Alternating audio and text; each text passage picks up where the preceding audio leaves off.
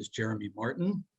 And on behalf of the Institute of the Americas and our partners, the Scripps Institution of Oceanography and UCSD School of Global Policy and Strategy, that are known as GPS, welcome. Indeed, welcome to our virtual Pacific Climate Forum of the Americas, promoting marine biodiversity and climate resilience in an era of high risk and uncertainty. And boy, those two last terms, high risk and uncertainty, are absolutely at the forefront of a lot of what we're going to discuss over the next few days. Indeed, we have the kickoff today and then sessions this morning, as well as tomorrow and Friday. And we greatly look forward to your participation in all of these sessions and the discussion of issues and topics that are not just hugely important for the Pacific and for our hemisphere, but quite frankly, as we are well aware, the entire world. And of course, I want to emphasize that our Pacific Climate Forum is linked directly to the Summit of the Americas that the United States will be hosting just up the freeway here in California, about 100 miles, but depending on what time of day you go, anywhere from 3 to 5 hours. So, but joking aside, the US will host the Summit of the Americas next week. And this forum that we're hosting is directly linked, especially when we look at the summit's theme of building a sustainable, resilient, and equitable future. So as I mentioned, we're kicking off this forum with what we've termed scientific briefings. These will provide some of the world's leading research on areas such as coastal resilience and nature-based solutions, water resources and drought management, how to preserve and manage marine life, and of course, the reason you're joining this session right now, energy transition and deep decarbonization. We have a video related to this topic that should be available on the Whova platform, as well as via our YouTube channel. I invite you to check that out. It's specific to developments here in this region on clean or green hydrogen. That'll be something we talk a little bit about this morning with our experts. And speaking of our experts, I'm hugely pleased to welcome two colleagues from UCSD here, Patricia Hidalgo-Gonzalez and Byron Washom. And I'll just quickly share their bios, although their bios also are available on the Whova platform. Dr. Patricia Hidalgo-Gonzalez is an assistant professor at the Jacobs School of Engineering here at UC San Diego. She's originally from Chile. She holds degrees in civil engineering, civil industrial engineering, and electrical engineering from Pontificia Universidad Católica de Chile. And she also studied further up the road here in California at UC Berkeley, where she got her master's and doctorate at Berkeley, at UC Berkeley. I want to call attention that not only is she a professor, but she serves as director of the Renewable Energy and Advanced Mathematics Lab at UCSD. And then my old friend here, I don't want to say old friend because he's not old, but he is a friend for a long time, Byron Washom. He's the director of strategic energy initiatives at UC San Diego. He's also studied here. We have all this California connections on this session. He has a BS and MBA from University of Southern California, the Trojans up the road in LA. Did some postgrad work at MIT in Boston or in Cambridge, and worked for many years in industry, and then joined UCSD and was appointed as Deep Carbon Initiative's first director of strategic energy initiatives at UCSD. Well, the final point I'll make is coming back to this subtitle of our forum, high risk and uncertainty.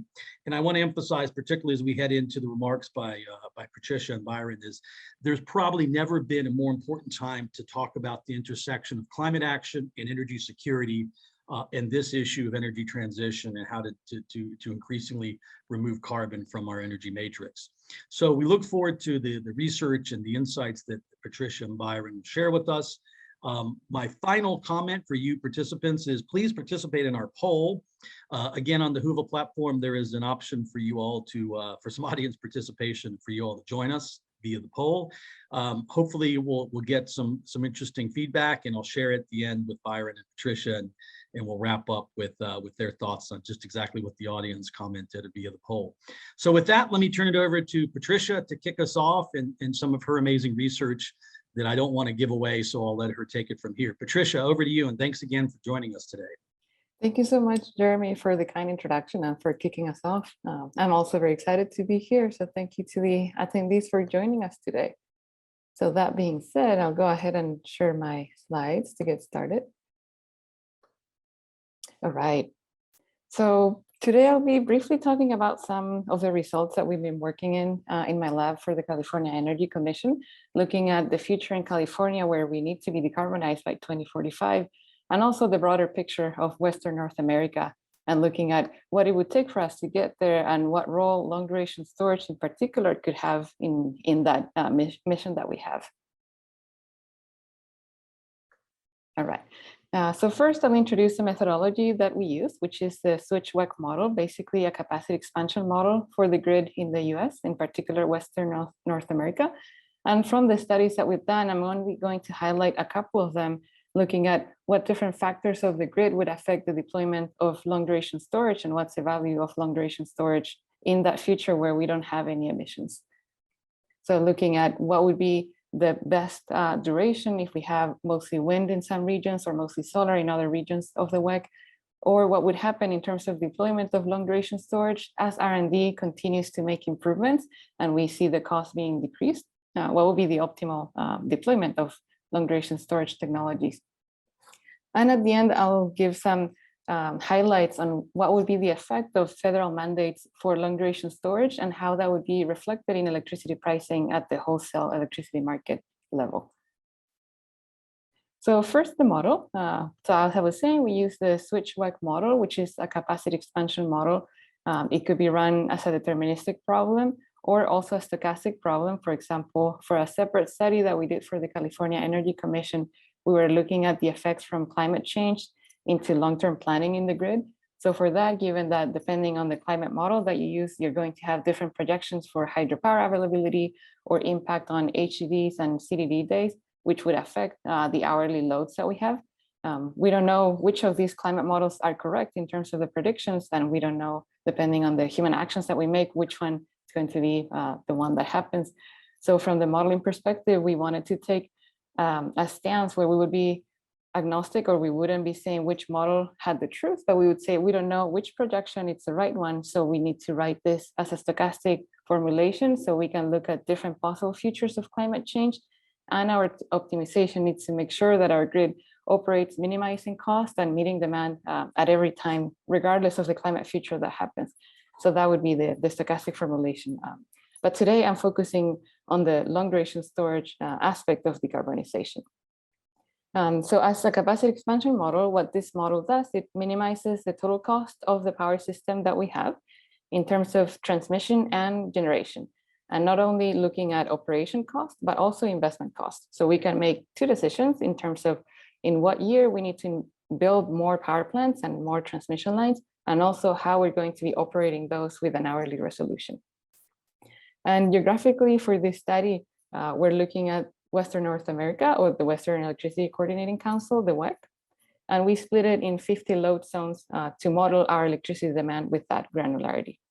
And to give an example more concretely, California, for instance, we split it in 11 different regions that had, and each of them has associated a specific electricity demand profile with an hourly resolution. And in terms of time, the model is very flexible. You can model different number of investment periods. So let's say you want to make decisions for 2030, 40, and 50, you can run that in one optimization. And then for our operation or the like day-to-day decisions that CAISO would have to make, or the other system operators, we have flexibility as well with this model, and we can sample a set of hours per day, or we could sample a subset of days to represent the entire year, or we can take every day of the year and then sample, let's say, every 4 hours for every day. And this methodology of modeling 365 days for 1 year, it's particularly relevant when we're looking at the role of long duration storage, because in this case, we need to be able to arbitrage, basically storing electricity in one day and then releasing that electricity in a different day of the year when it's the most convenient from a least cost perspective. So that's why in this work that I'm going to be showing, we do model 365 days for the year 2050, as I'll introduce in the next slides.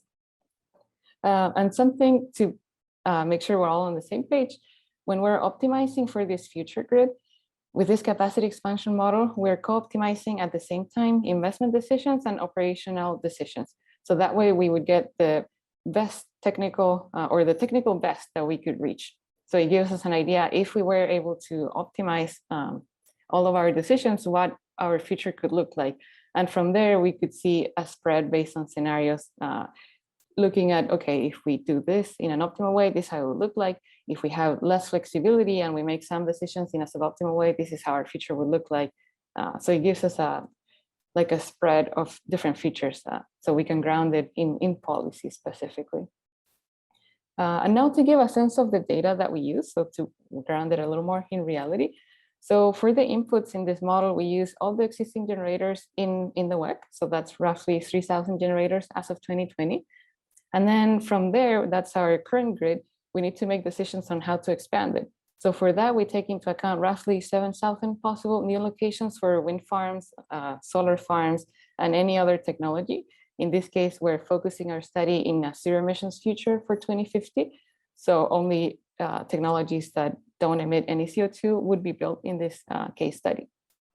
And in terms of transmission, we aggregate based on our 50 load zones, and we have input data for hourly demand profiles for the 50 load zones, as well as hourly capacity factors for all of our existing solar and wind power plants, but also for the potential new generators that we can decide to invest in. So this is an example of a snapshot of the possible different locations where we could install wind power and possible different locations where we can install solar power.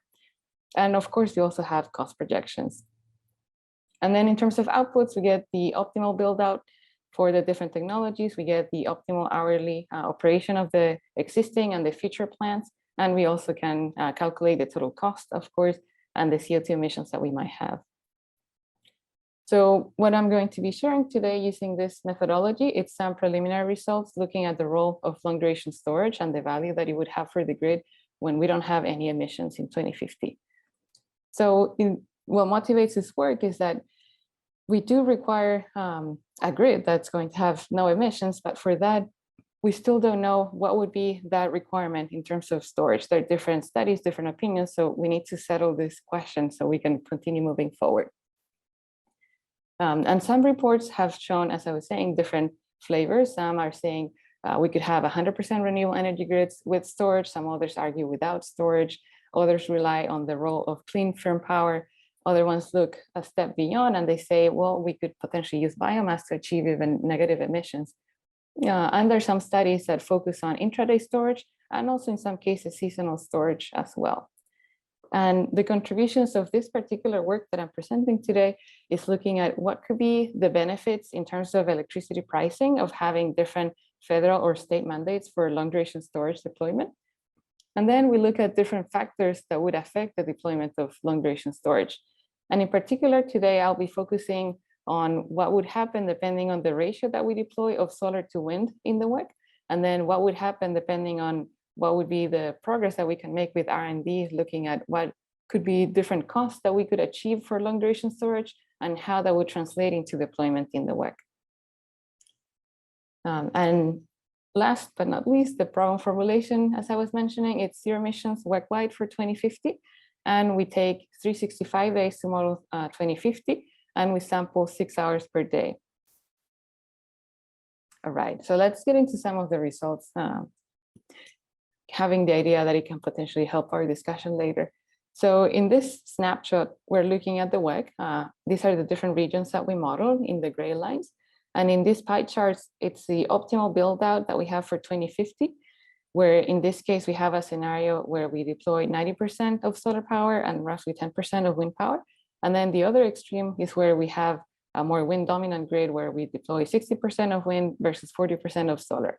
And to give you a reference, when we don't force any deployments from the baseline scenario, when we just run to minimize cost, the baseline gives us an 80% solar deployment versus a 20% wind.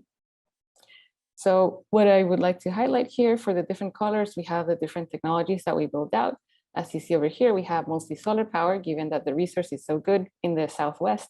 And then when we have a more wind dominant grid, we have more wind in the Rockies because the potential is really good. But what I want to highlight here is how storage and its duration changes depending on what region it's supporting.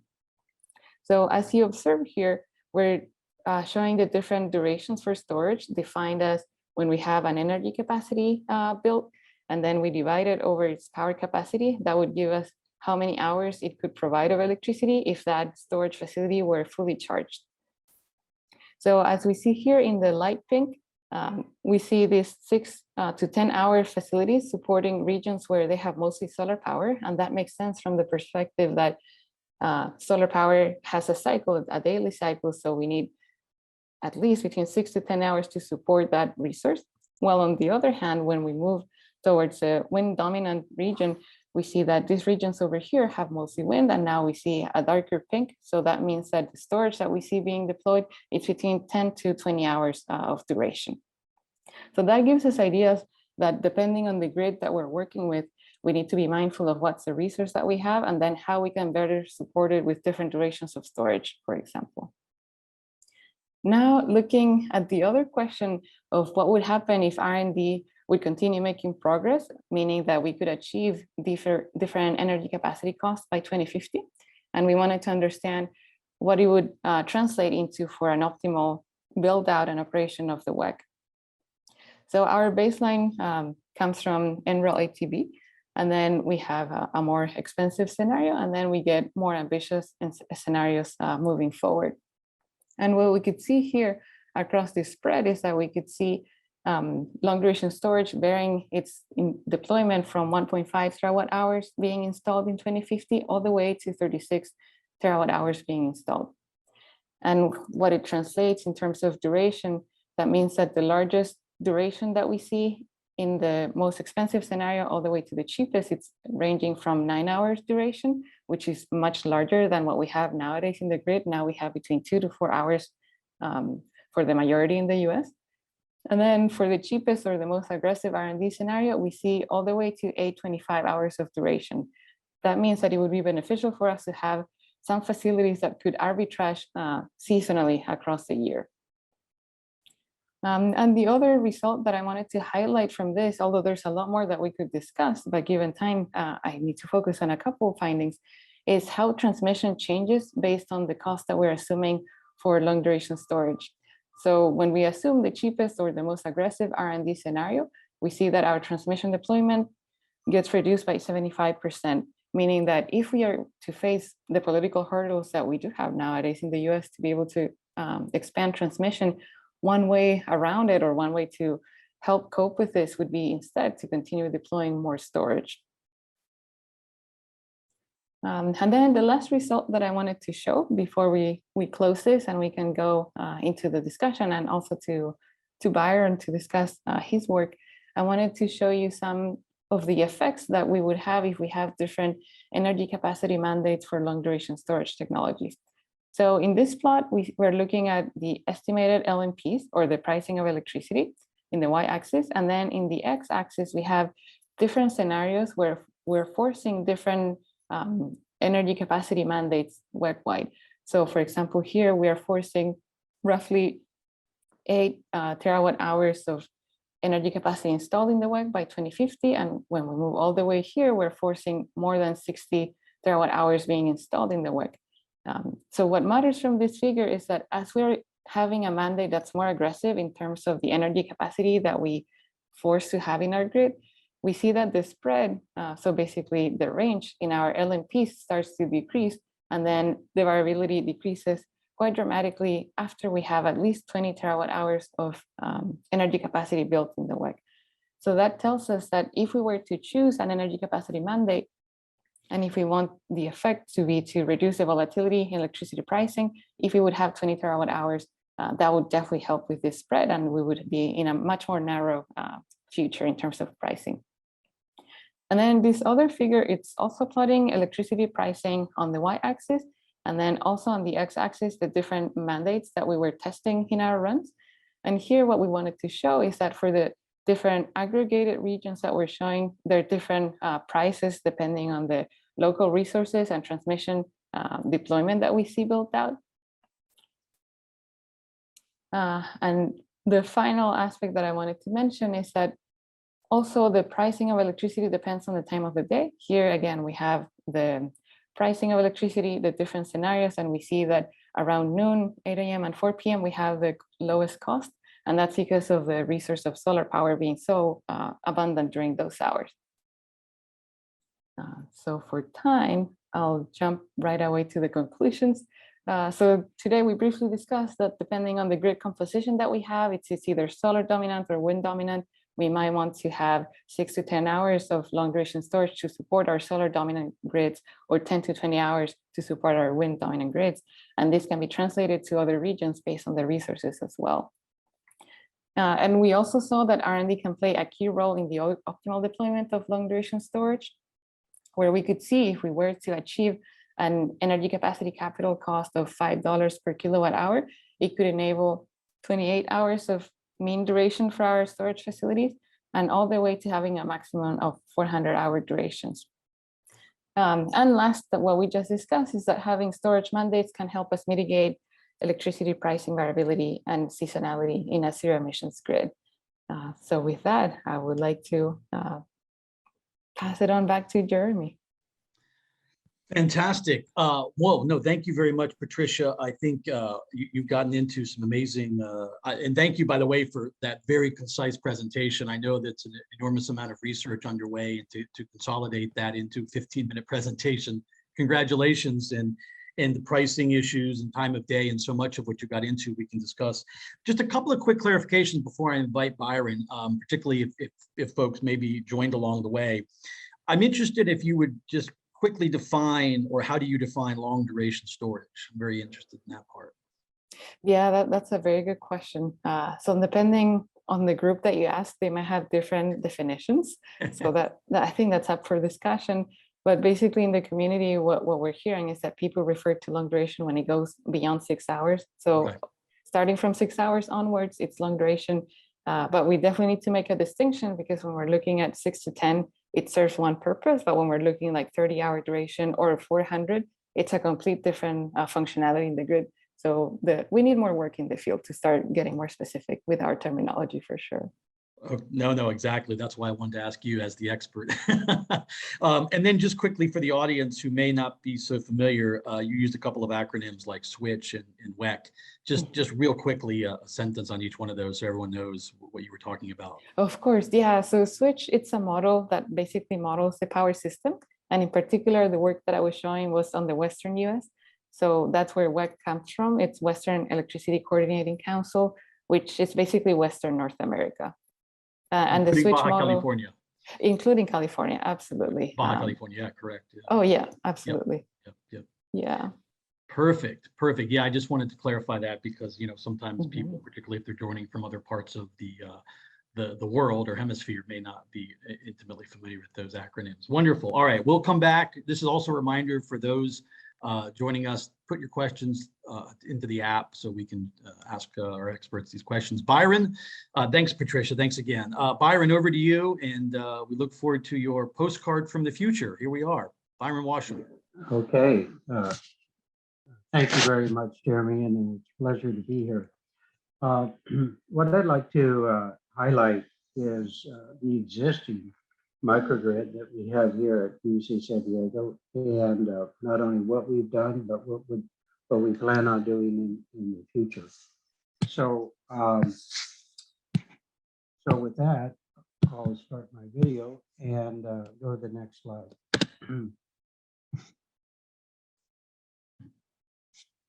Which is not advancing. Okay, there we go. UC San Diego is like a small city, a military-based industrial complex. It's a daytime population of over 50,000 people. We're very heavy in research and medical institutions, so our energy load is about 2 to 4 times that of the normal density of a commercial office space. Our growth has been phenomenal over the last 6 years. We've been building at a rate of over $1 billion a year of capital improvement. And so we're up to 15 million square feet of buildings exist on campus. To put that in perspective, the Pentagon is the largest building in the world, and it's 20 million square feet. So we're about 3/4 the size of the US Pentagon. And our peak electricity is 48 megawatts. So when I say we're a postcard from the future, The future is decentralization of power generation, increased energy efficiency, and more intelligent use of energy. And so existing on campus today, we have one of the largest, most diversified portfolios of distributed energy resources, where very quickly we have two 13.5 megawatt gas turbines, 3 megawatts of steam turbines, 2.8 megawatt of fuel cells, which I'll be discussing later, 3 megawatts of photovoltaics, 8 million gallons of thermal energy storage, which is a form of long duration storage, and a 2.5 megawatt, 5 megawatt hour of an advanced battery energy storage system. And then finally, we have 15 megawatts of dispatchable backup diesel generators. By definition, in the United States, we have 3 levels of determining what our sources of greenhouse gases might be. Scope 1 is from direct emissions that we generate from stationary and mobile sources, such as what I just went through. Scope 2 is the indirect emissions from our purchased electricity, which is about 15% of our total load. So we self-generate about 84% of our total load. And then scope 3 that I'll always be also be talking about is the direct emissions from our commuter transportation and air travel. So our scope 1 and 2 emissions have actually declined over the past several years, even though we have substantially increased our square footage on campus. And on your right, you can see that 74% of our emissions actually comes from our cogeneration plant, and about 17% from our boilers as key sources. So energy efficiency is our primary start on everything we do, energy. We've spent since 2009, we've invested over $100 million in energy efficiency. And you can see the payoffs that the campus load has remained flat, regardless of the growth in square footage. But to get into the weeds a little bit on how we approach energy management. And I take the premise, the smarter the grid, the smaller the amount of energy storage that is required. And so here's a profile of the last 90 days of EV charging here on campus. We have approximately 300 electric vehicle charging stations on campus. And in the first quarter, we delivered 244 megawatt hours to about 2,500 different unique drivers. And as a result, we saved about 175,000 kilograms of greenhouse by charging electric vehicles. But however, electric vehicles can also be charged at the worst time of the day. As a workplace and public charging station, it is actually in the sweet spot of when, as Patricia was pointing out, when there's the highest concentration of solar energy on the grid, and it is really the prime time to be charging. In actuality, California often curtails renewable energy, solar energy during the day. So I call this the EV happy hour. And so we want to shift from off-peak on into the EV happy hour. We want to desire shift to the left, back to the EV happy hour, to the worst time of the day, and that's between 4 and 9 p.m. when people are returning home. They're ramping up the gas turbines, and actually the ugliest carbon intensity period on the grid.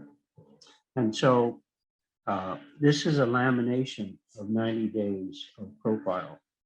However, what we seek to do now with a technology called adjustable load management, when a driver pulls into a charging station, he or she plugs in two variables. How many miles would they like to add to their car? And two, what time of the day do they desire to leave? The network then optimizes when and modulates the amount of power each car gets in order that everyone's request is met by their time of departure. And that means they get the desired number of miles added to their batteries. But concurrently, while we're serving those drivers, we also want to shift and shape our EV load so it fits into the lowest possible carbon intensity on the California grid, which is shown in the bottom chart here. And above is data yesterday from one EV charging plaza, where you can see the early arrivals who might also be departing early were given full charge early. Then at 8 o'clock, we throttled back because the people arriving at 8 indicated they were going to be here 8 or 9 hours. And then we ramped up the throttle, we opened the throttle, and we created greater demand precisely at the solar mill. And we did it in a fashion so that everyone would be satisfied by the beginning of the ugly period of at 4 o'clock in the afternoon.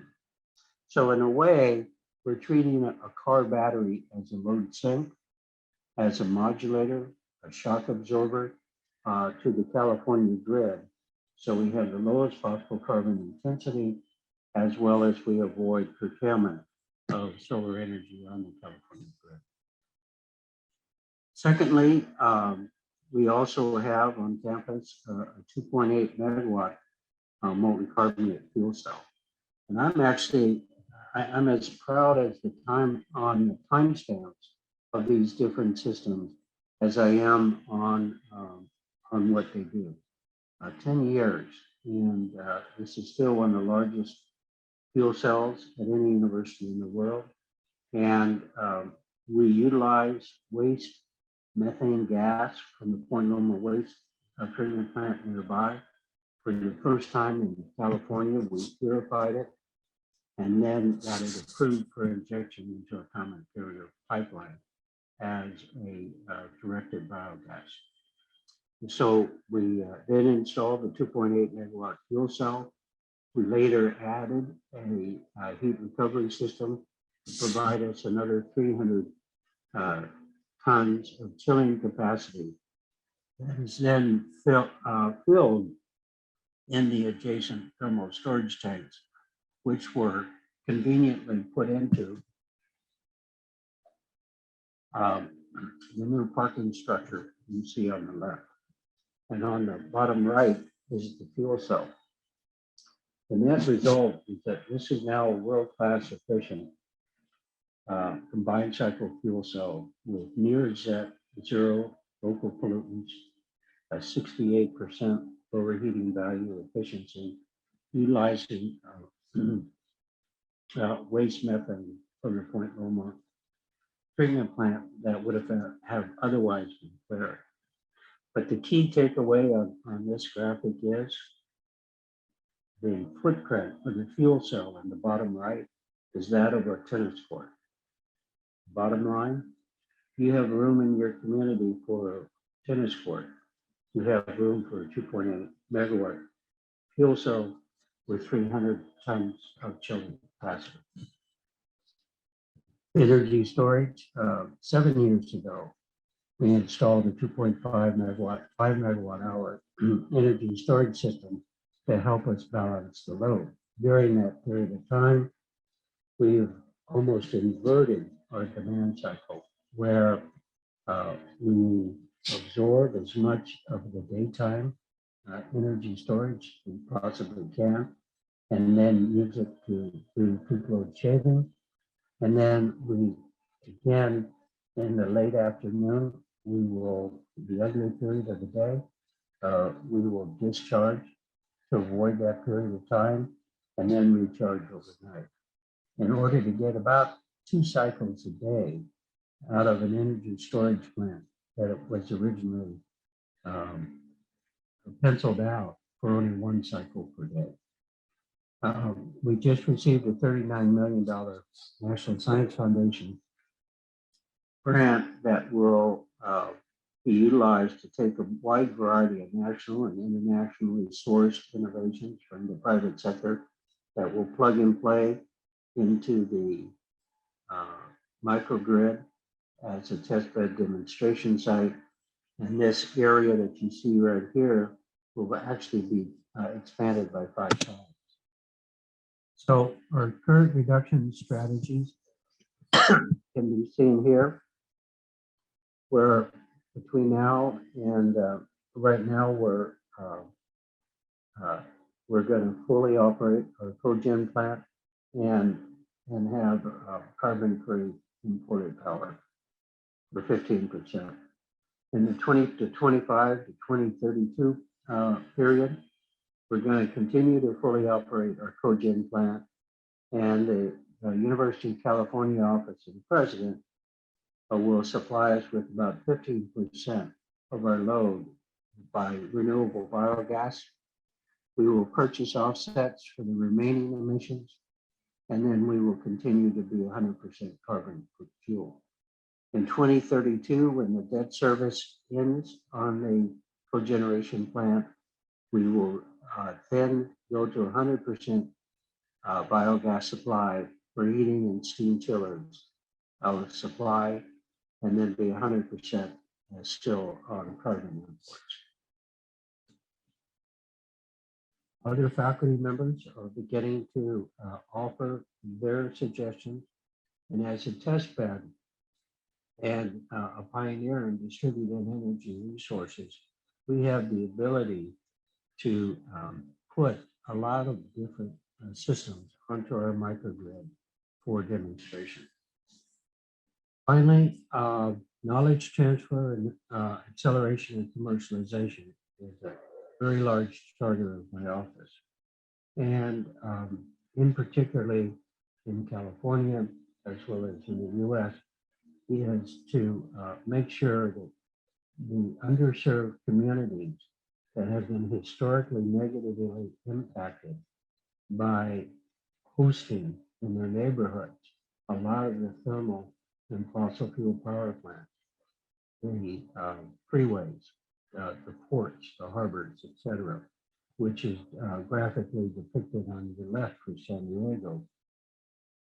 So it's one thing to create these technologies in favorable economic conditions and favorable environmental conditions, but the real success, the metric of success, is when you see the communities in southern part of San Diego and throughout the United States, the Western Hemisphere, and the world that will have the ability to gain access and affordable access to these type of clean energy technologies. With that, I'd like to thank you for the opportunity and look forward to your questions.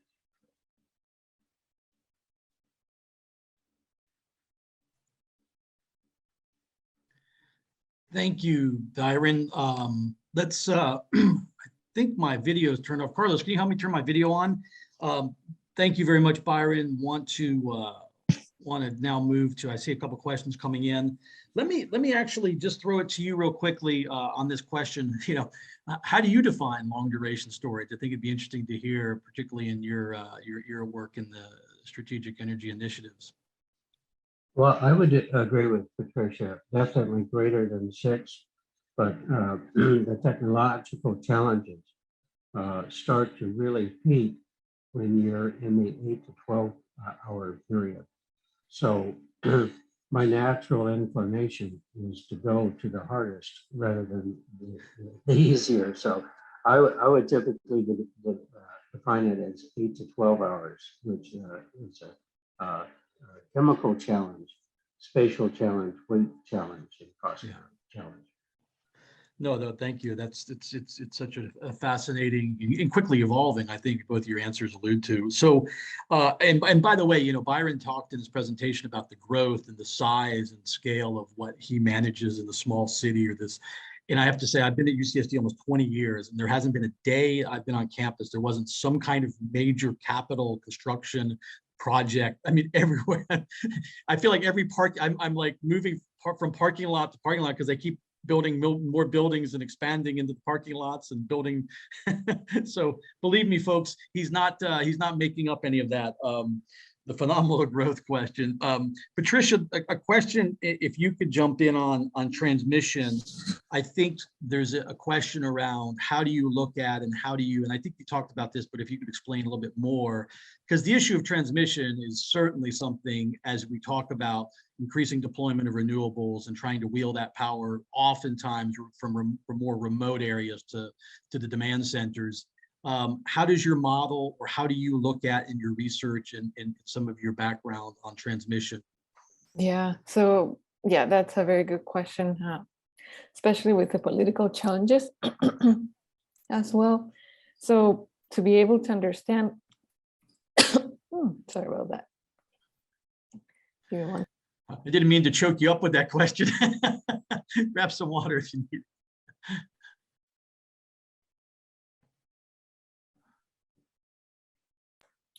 All right. Yeah, so to be able to capture that dynamic of what's the value of transmission, and also if we're not able to deploy it, what would happen with the grid and what are ways for us to like counterbalance that. So we run our model in different ways. So one, in our baseline, we assume that you can expand transmission freely, but for that expansion, we only take into account the cheapest cost of expanding transmission. So taking into account the terrain that we have, and also the distance. So from that, so basically we start with our inputs. We have like geographical layers of the US, and we look at the terrain and the slopes and, you know, water bodies and all that aspect, like forest land that we cannot build on. So we go imposing all these restrictions. And based on that, then we take into account what will be the cost of building those new transmission lines and what will be the more realistic path for those lines to take. So we're not saying you're going to build through this mountain range or this forest that you definitely cannot. And also proximity to already existing substations that you could expand their capacity. So with that, when we run our baseline, we basically find what will be that expansion and transmission that would allow us to deploy at the renewable target that we might have for the different runs, especially if we're looking at a zero emissions grid. But that's the ideal, right? So we want to understand what would happen if we're not able to do that, which is very realistic given the challenges of deploying transmission that can take more than 10 years for permitting and then starting to build. So for that, we restrict transmission capacity and we say, let's tell the model all the way to say, we do not allow any new transmission to be built in the US. So what would happen with the renewables? What would happen with the trading between the different states? How would you need to coordinate? So that absolutely changes the picture.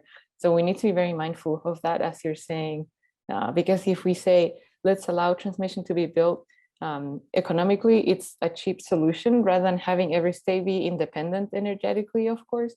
So when we do allow it, we see this energy exchanges. California towards 2050 would become an exporter instead of an importer from like a cost perspective, given all the solar power that we have. But right now, we're definitely not discussing that in policy, because right now, California is a net importer, and that's what we kind of expect to continue to happen.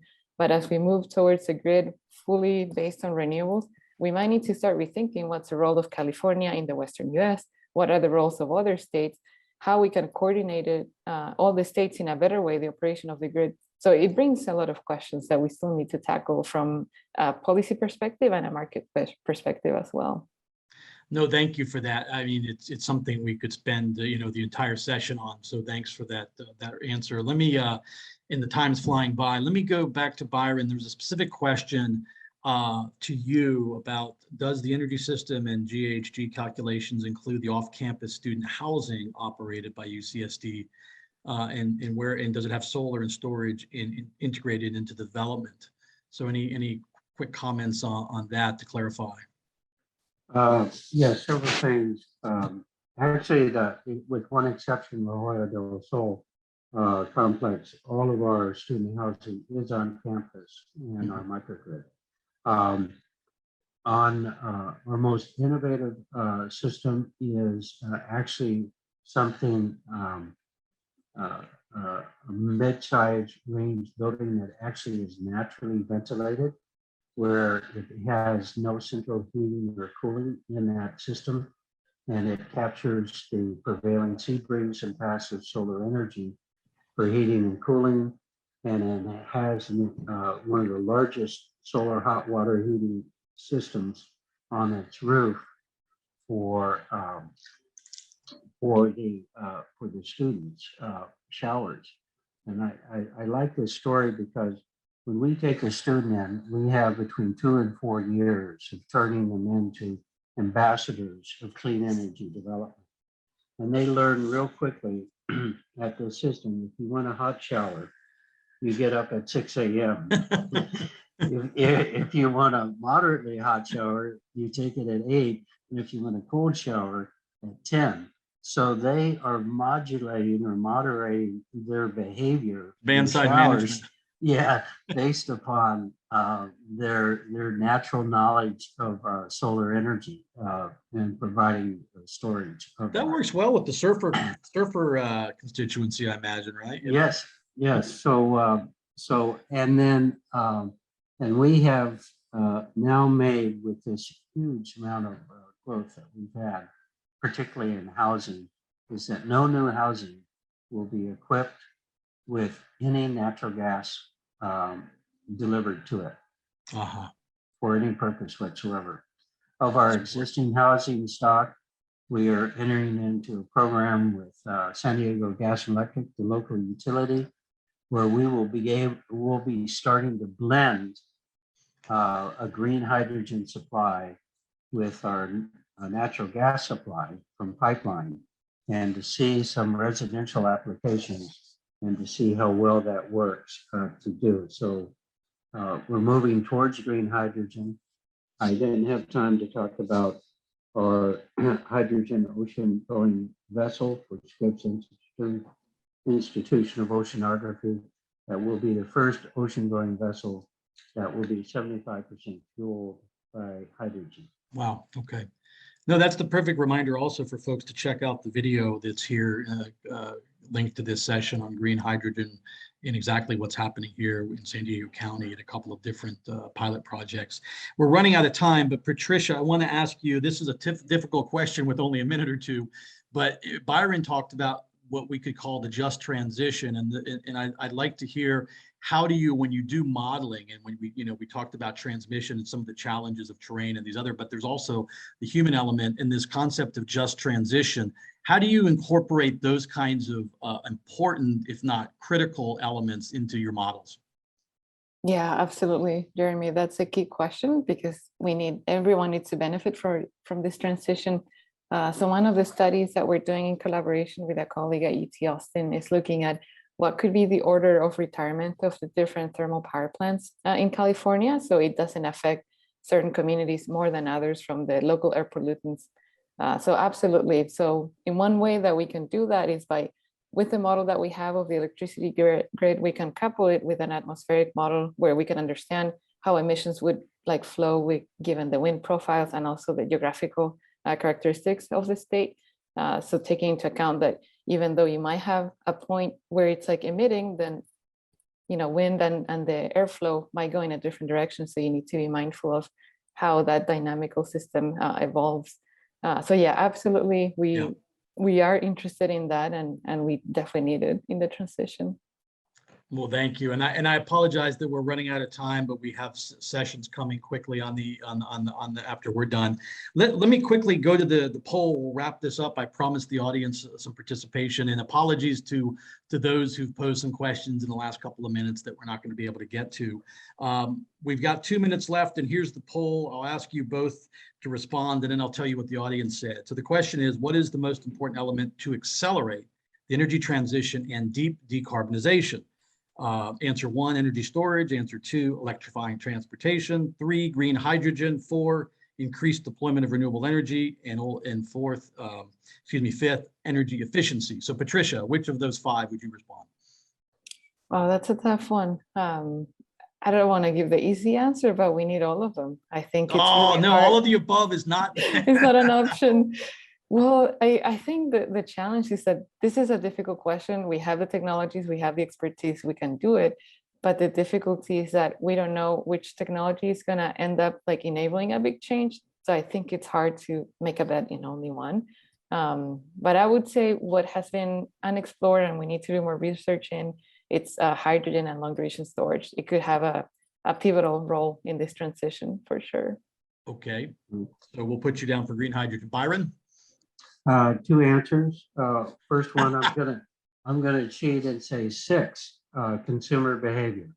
You know, all these other tools will be nice, but if we don't have significant changes in consumer and political behavior, they're all for naught. But assuming I only have a choice of the first 5 that you mentioned, I would say it's electrification and transportation, because 32 to 40% of the greenhouse gas emissions from California are from transportation.